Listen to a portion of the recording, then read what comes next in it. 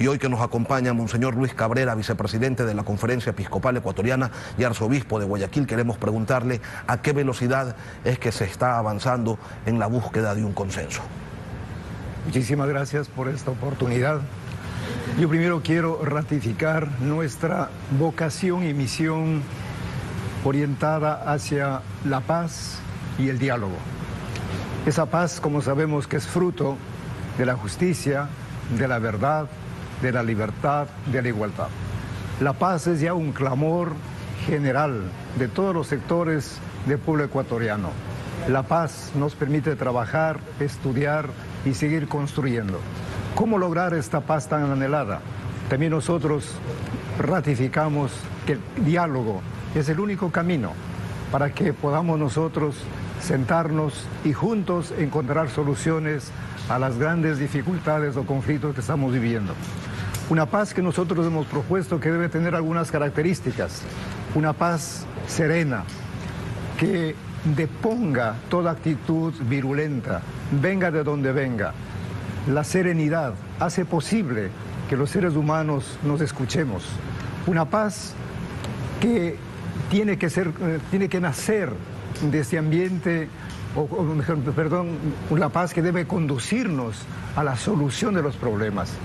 También un diálogo sincero, honesto, transparente, un diálogo que deje de lado cualquier forma de engaño o manipulación. Yo creo que es una de las condiciones fundamentales para lograr esta paz. También nosotros hablamos de un diálogo abierto, un diálogo donde se entre a negociar, a ceder y a aceptar distintas posiciones. Un diálogo que pueda llevarnos a un bien común, al bien de la ciudadanía, de la patria. Y finalmente hablamos de un diálogo con propuestas concretas, tanto de parte del gobierno como de los movimientos indígenas y sociales. Aquí nosotros estamos proponiendo que haya un equipo o una comisión técnica que analicen todas las medidas económicas, las medidas laborales, las medidas tributarias, y a partir de ese análisis y del impacto social que eso tiene, se llegue también a alternativas a propuestas. Esos son los temas que nosotros como Conferencia Episcopal estamos apoyando, garantizando, promoviendo. Pero dejemos algo en claro, Monseñor. ¿El diálogo ya comenzó o todavía ni siquiera empieza?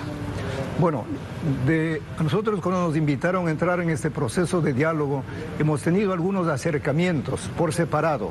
Primero con el gobierno, toda una mañana del 8 de octubre, y en la tarde, a partir de las 6, con algunos dirigentes de la CONAI y del FUD. Entonces, han sido acercamientos.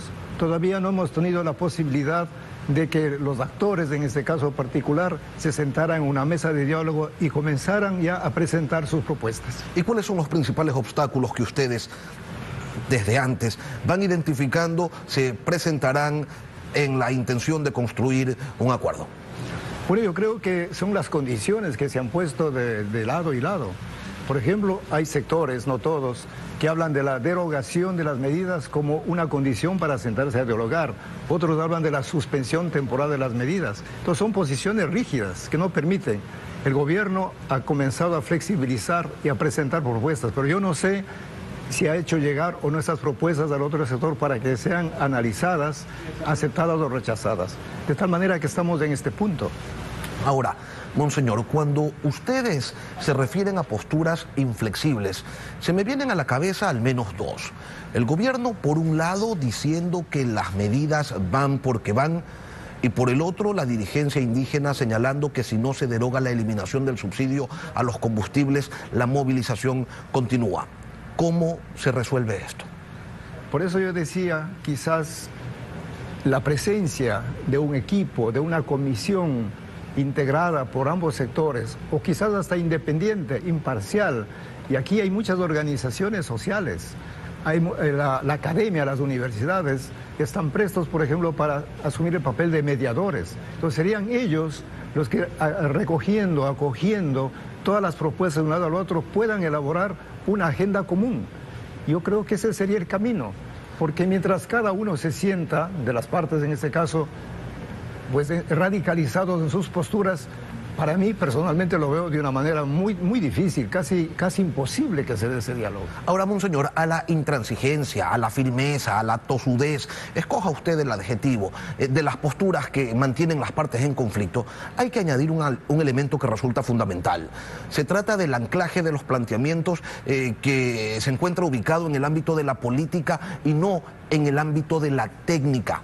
Desde la política se sabe, cualquier trocha se puede constituir en autopista de demagogias e intereses particulares, vengan del lado que vengan. Y parecería que hace falta un análisis pormenorizado y efectivo del impacto de las medidas en la población, así como de las compensaciones reales que podrían contribuir a sobrellevar el impacto de las decisiones gubernamentales.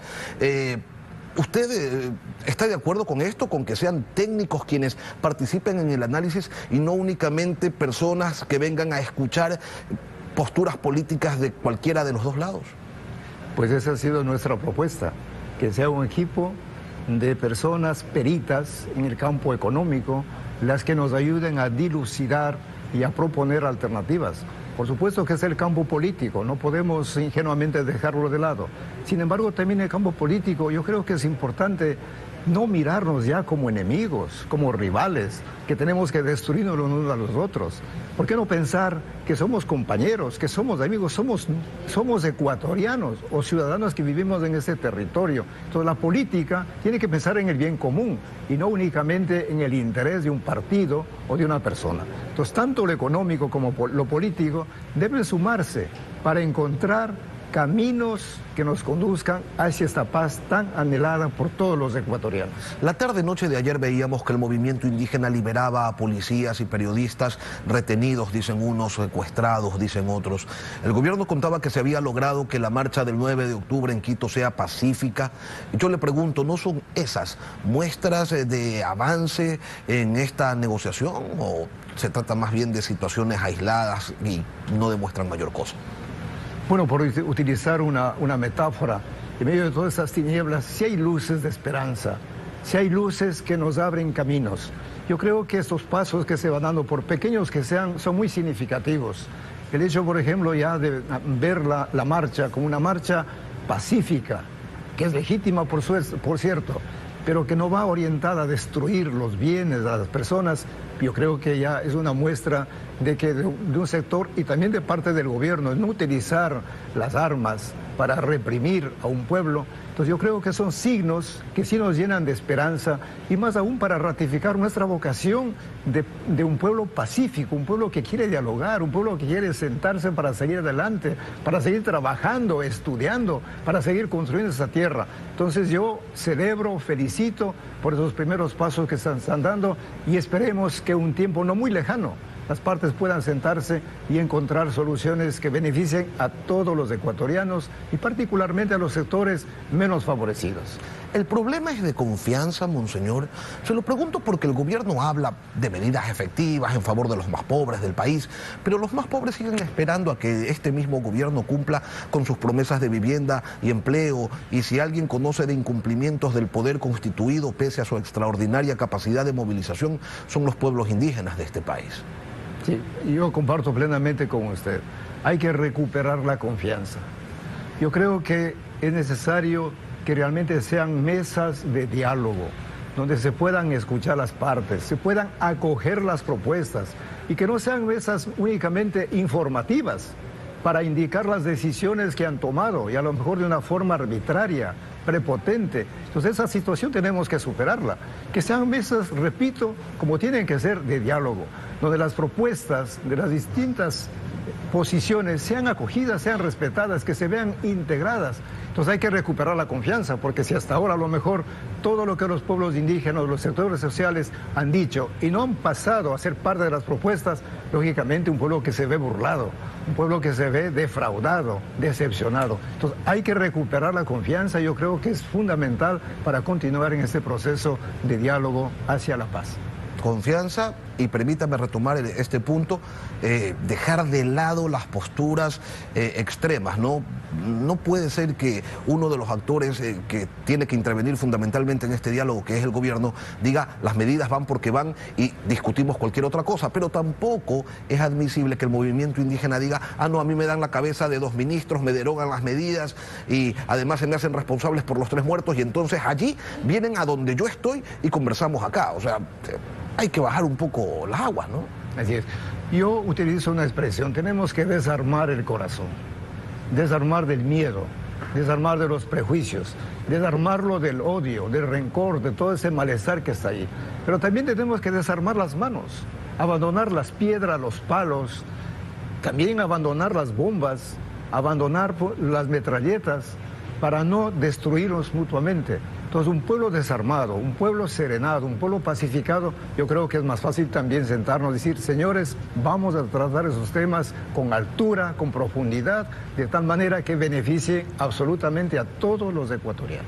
Las pérdidas económicas, monseñor, todos los días hay producción que se está generando y que no puede ser exportada, que no puede ser llevada a los mercados, mercados desabastecidos, actividades económicas interrumpidas y se pierde, y ya sabemos, y usted conoce perfectamente, que uno de los problemas principales es el empleo y las pocas personas que lo tienen no pueden desarrollar sus actividades con normalidad.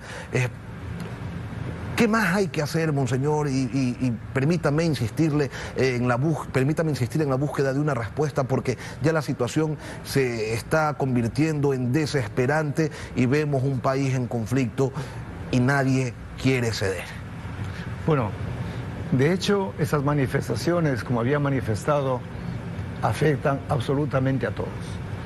Pero también hay que reconocer que hay una apertura enorme. Por ejemplo, las universidades, he tenido la oportunidad de conversar con unas de ellas, están prestas para ofrecer su contingente. Organizaciones sociales también están dispuestos a dar lo mejor para solucionar. Entonces yo creo que aquí, más allá de buscar culpables de esa situación, es hora de que todos nos embarquemos en este camino de búsqueda sincera, profunda de soluciones. Porque, repito, como se acaba de decir, afecta a todos los sectores, a la producción, al comercio, al consumidor. Cada vez tenemos menos que consumir. Y también a los indígenas, porque ellos están en el campo produciendo, sus productos no pueden llegar hasta las ciudades y para ellos también es una pérdida. Exactamente, esa situación se vuelve ya insoportable, invivible, por utilizar una expresión. De tal manera que yo insisto en la necesidad de que todos los sectores, todos los ecuatorianos, desde distintos puntos en los que nos encontremos, tratemos de aportar con lo mejor para que esta paz sea una realidad entre nosotros y que volvamos a vivir como hermanos, afrontando los conflictos con altura, con dignidad, porque son parte de la vida.